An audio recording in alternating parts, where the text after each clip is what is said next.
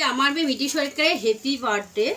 তো এখানেই তো দুব্বা গাছ ছিল রে মেয়ে, আমি দুব্বা গাছ খুঁজে পাচ্ছি। যাই হোক, আজকে আমার মেয়ে মিটি সরকারের হ্যাপি বার্থডে। তো একটু ঠাকুরকে জল মিষ্টি সন্দেশ দেব, দিয়ে তারপরে পূজা টুজা হয়ে গেলে মিটি সরকারের এদিকে কেক নিয়ে আসা হয়েও গেছে। তো কেকটা একটু পরে কাটবো।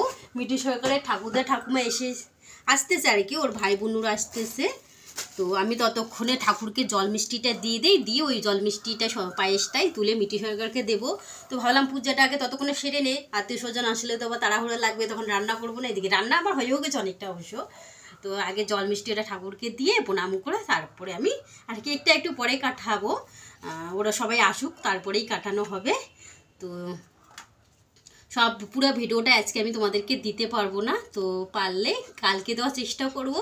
তো আজকের মতো এইটুকুই, টাটা বাই বাই। আর আমি একটু ঠাকুরকে তখন জল মিষ্টিটা দিয়ে নিই। তো ঠিক আছে, টাটা।